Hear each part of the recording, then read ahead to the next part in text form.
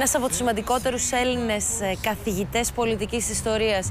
Έχει διατελέσει επισκέπτης καθηγητής σε μερικά από τα κορυφαία πανεπιστήμια του κόσμου, όπως το Harvard, το Princeton και η Οξφόρδη. Θάνος Βερέμης.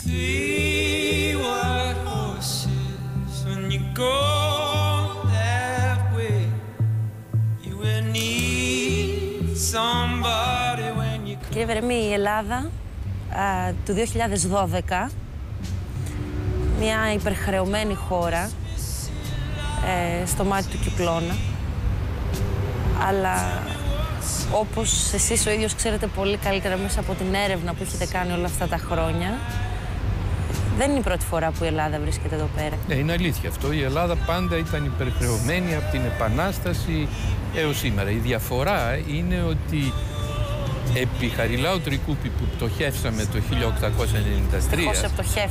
Δυστυχώς επτωχεύσαμε. Είχε ήδη δημιουργηθεί χάρη στον Τρικούπη μια υποδομή η οποία απέδωσε την επόμενη δεκαετία.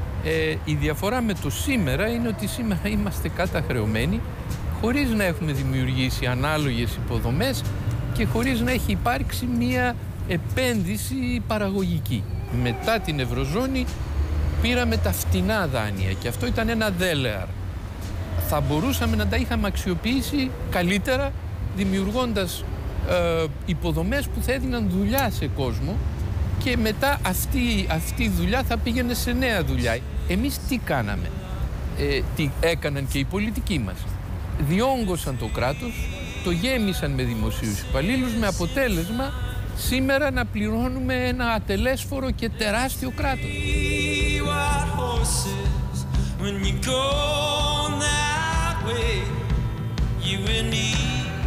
Ιστορικά η Ελλάδα δεν επένδυε όμως σε πιο στατικές οικονομικές δομές, δηλαδή στις κατασκευές, στη παραγωγή, ουσιαστική βιομηχανία δεν είχαμε ποτέ.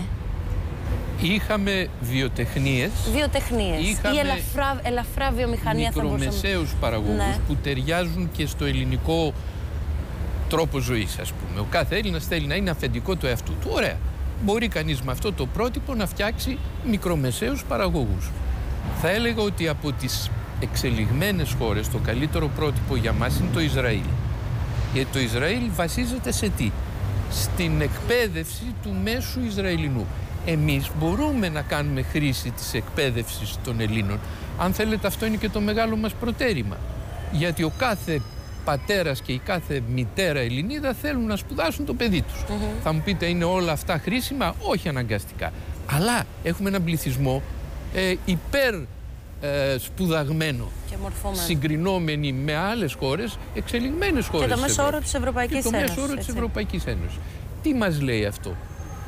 Επένδυση στην γνώση αυτή που έχουμε ήδη πληρώσει. Αλλά έχουμε και ένα φοβερό ελάττωμα, την ανομία. Είναι μια ανομική χώρα η Ελλάδα. Ο καθένας αποφασίζει ποιους νόμους θα τηρήσει και ποιους θα αγνοήσει. Ανομία και πελατειακές σχέσεις μεταξύ κυβέρνησης και πολιτών. Θα λέγατε ότι είναι δύο στοιχεία που είναι κατάλοιπα από τα χρόνια της Οθωμανικής κυριαρχίας. Είναι όλα προνεωτερικά στοιχεία προνεωτερικής κοινωνίας. Δηλαδή η κοινωνία που εξαρτάται από την οικογένεια, από τους φίλους, από τους κουμπάρους, από το κράτος που γνωρίζουμε, τον υπουργό, τον βουλευτή, τον τάδε. Αυτά είναι στοιχεία τα οποία έχουν μείνει από το παρελθόν. Όπως οι Πρόκριτοι και οι Κλεφτοαρματολοί διορίζονταν από το Οθωμανικό κράτος και μετά έκαναν και κατάχρηση βέβαια αυτών των δυνατοτήτων που είχαν, με τον ίδιο τρόπο και οι μέτεροι βασίζονται στο κράτος, γιατί το κράτος είναι η πηγή όλων των καλών και των κακών, αλλά αγνοούν τους νόμους κατά βούληση. Οι νόμοι για αυτούς είναι à la carte. Έτσι όμως δεν γίνεται κοινωνία, διότι η κοινωνία των πολιτών βασίζεται στην ισονομία. Αλλιώς δεν έχεις κοινωνία πολιτών, έχεις κοινωνία ομάδων, αν θέλετε, ομάδων περισσότερο ή λιγότερο ευνοημένων από τα πράγματα. Παρ' όλα αυτά όμως οι κυβερνήσεις που έχουμε δει τουλάχιστον τα 3-4 τελευταία χρόνια δεν μπόρεσε να τα βάλει με τα παγιωμένα συμφέροντα που αναφέρατε μόλις τώρα. Το ένα σύνδρομο είναι ο κρατισμός όλων των ελληνικών κομμάτων και παρατάξεων. Και της δεξιάς ο κρατισμός και της αριστεράς ο κρατισμός. Εδώ στην Ελλάδα, παρά το μπλα μπλα μπλα που ακούμε γενικώς περί νεοφιλελευθερισμού και Πού είναι ο νεοφιλελευθερισμός? Εγώ δεν τον είδα πουθενά. Εγώ βλέπω μόνο ένα κράτος το οποίο αποφασίζει και διατάζει και κανονίζει την οικονομία εδώ και χρόνια. Αν πέτυχε το Πασόκ τόσο πολύ ήταν γιατί ακριβώς έκανε κατάχρηση της ορολογίας της αναδιανεμητικής. Ενθουσιάστηκαν όλοι. Τι ωραία, όλοι θα πάρουμε λεφτά. Μπράβο. Και μοίραζε λεφτά. Αλλά τι λεφτά μοίραζε? Δανεικά λεφτά μοίραζε. Τα οποία τώρα χρωστάμε. Δηλαδή τι κάναμε στην ουσία? Μεταθέσαμε το κόστος της δικιάς μας ευζοίας στα παιδιά μας, στα εγγόνια μας. Αυτό κάναμε. Από τη δεκαετία του 80 τώρα μιλάτε. Από τη δεκαετία του 80. Και είναι τρελό αν το σκεφτείτε, γιατί ο Έλληνας γονεύς είναι διατεθειμένος να κάνει χαρακίρι για το παιδί του και το κάνει. Αλλά αν του πεις βρε Χρυσέ μου, εσύ επί 20 χρόνια τώρα περνούσες καλά εις βάρος των παιδιών σου. Δεν το έχει σκεφτεί αυτό, δεν το έχει καταλάβει ότι υπονόμευε το μέλλον του παιδιού του. Παρόλα αυτά, εγώ είμαι αισιόδοξος. Γιατί σας λέω, μια εκπαιδευμένη κοινωνία με γνώσεις μπορεί να ξαναβγεί στην επιφάνεια, να αναδυθεί. Και αυτό θα γίνει τελικά.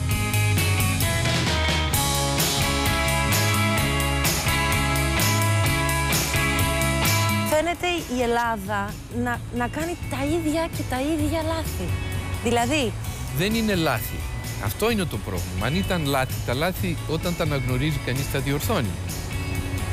Ήταν εσκεμμένη τακτική βελτίωσης της δικιάς μου ζωής και των γύρω μου, αλλά αυτό το κάναν όλοι σε μικρές ομάδες η κάθε μια για το δικό της συμφέρον, εις βάρος κάποιου κοινωνικού συνόλου που είναι αφηρημένη έννοια στο μυαλό μας.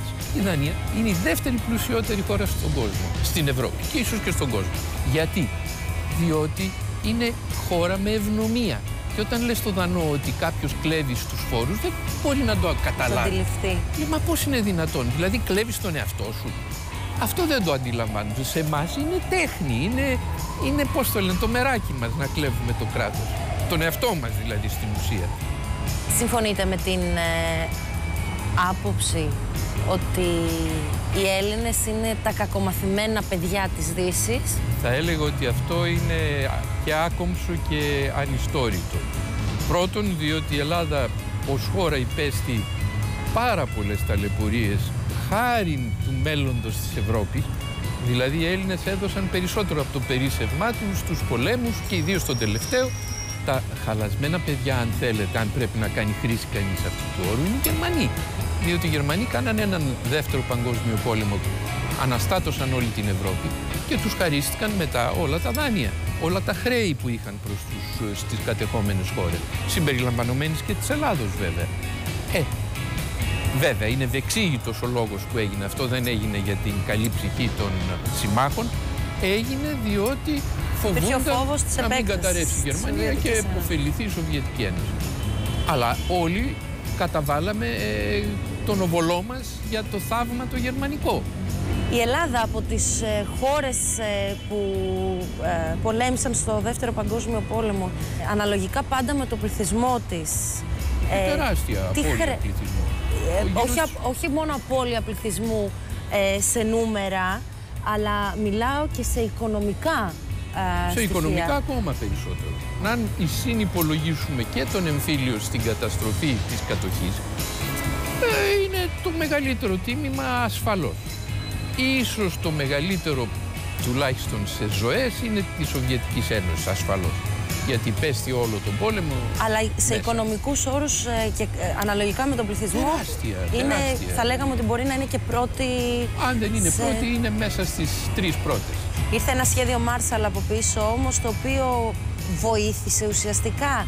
Αξιοποιήθηκε όπως θα μπορούσε να έχει αξιοποιηθεί. Τώρα αν αξιοποιήθηκε όπως έπρεπε ή όχι, είναι μια μεγάλη ιστορία, αλλά ασφαλώς βοήθησε, δεν υπάρχει αμφιβολία.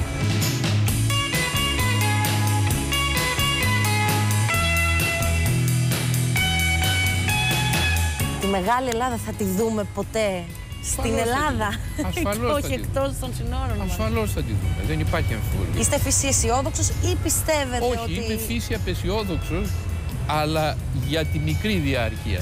στη μεγάλη διάρκεια βλέπω σίγουρη ότι θα επανακάμψει η Ελλάδα και θα είναι και καλύτερη από όλους τους άλλους. Γιατί οι Έλληνες είναι Οδυσσείς. Έχουν αυτή την οξύνια και την αγχήνια του Οδυσσέα που καταφέρνει πάντα να επιζήσει και να θριαμβεύσει. Στο τέλος φοβάμαι τους ηγέτες μας λιγάκι.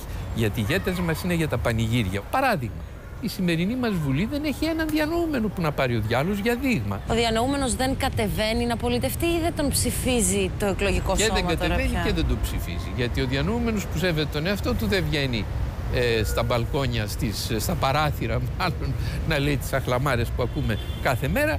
Δεν είναι οξύμορο αυτό? Αναφέρατε πριν ότι η Ελλάδα έχει ένα πολύ υψηλό εκπαιδευτικό, μορφωτικό επίπεδο, ένα πολύ υψηλό μορφωτικό επίπεδο. Παρόλα αυτά έχει την παιδεία να εκλέξει και τους αντίστοιχους πολιτικούς? Χρειαζόμαστε ίσως μια ατυχία σαν αυτή που ζούμε. Εγώ πιστεύω ότι αυτή η ατυχία θα κάνει τον φαύλο κύκλο ενάρετο. Τι εννοώ? Ότι όταν βαρεθούμε πια και συγχαθούμε αυτήν την θέα της Βουλής, στις επόμενες εκλογές θα αρχίσουν να βγαίνουν και σοβαροί άνθρωποι.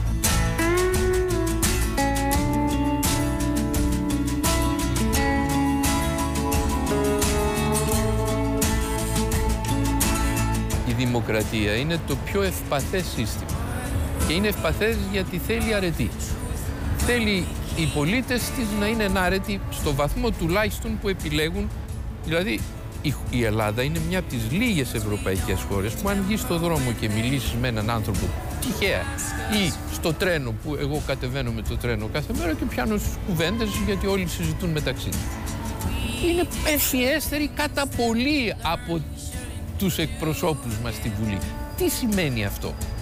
Είτε ότι εσκεμμένα τους ψηφίζουμε γιατί είναι του χεριού μας, είτε γιατί έχουμε πάρει την κατοβόλτα και δεν καταλαβαίνουμε πια τι είναι σωστό και τι δεν είναι. Γιατί σε αρκετούς Έλληνες έχει μείνει ότι αυτή η ατάκα ένα Παπαδόπουλο θέλει η Ελλάδα? Γιατί η αυθαιρεσία γεννάει την αυθαιρεσία. Όταν εσύ ως πολίτης κάθε μέρα αυθαιρετείς 150 πράγματα, κάνεις του κόσμου τις αυθαιρεσίες. Από τη φοροδιαφυγούλα σου, μικρή ή μεγάλη, από την κλίση σου που θα τη σβήσει ο χωροφύλακας, ο γεωαστιφύλακας που ξέρεις. Όταν κάνεις όλες αυτές τις αυθαιρεσίες, σκέφτεσαι με την ίδια λογική για το σύστημα. Λες, ένας αυθαίρετος μας χρειάζεται για να κάνουμε όλοι μαζί. Η Χούντα δημιούργησε πρότυπα. Ήταν 7 χρόνια, δεν ήταν 2 ή 1. Δημιούργησε πρότυπα ζωής. Και οι ίδιοι στο τέλος τους κυνηγάγανε για κλοπές, για θυμόσαστε.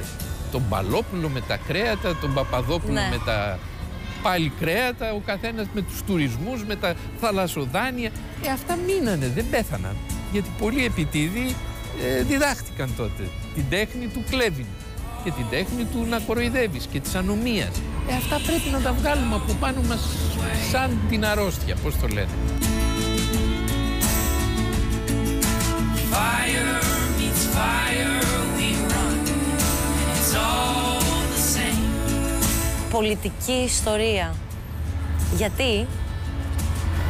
Γιατί η πολιτική ιστορία στην Ελλάδα είναι ένας πολύ πλούσιος τομέας. Έχει πάρα πολλά να πει, έχει κάνει πολλά.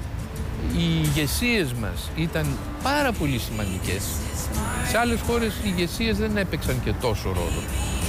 Η κοινωνία ήταν οργανωμένη, η κοινωνία των πολιτών έπαιξε ρόλο. Ενδεχομένως στην Ελλάδα οι πολιτικές ηγεσίες ήταν το παν. Στις τελευταίες δεκαετίες έχει στραβώσει το κλίμα. Έχει στραβώσει το κλίμα. Και έχει στραβώσει για πολλούς λόγους. Και γιατί οι ενάρετοι άνθρωποι δεν πάνε στην πολιτική πια. Και αυτή είναι η αρχή του φαύλου κύκλου. Όταν φεύγουν οι καλοί και μένει το κακό, η κακιά μονέδα. Και γιατί ζαλίζουν με αφάνταστες ανοησίες, και το λέω πλέον ευθαρσώς, οι ίδιοι οι βουλευτές. Αν ακούσετε τις συζητήσεις στη Βουλή, μπορούν να τρελάνουν έναν νοήμον άνθρωπο.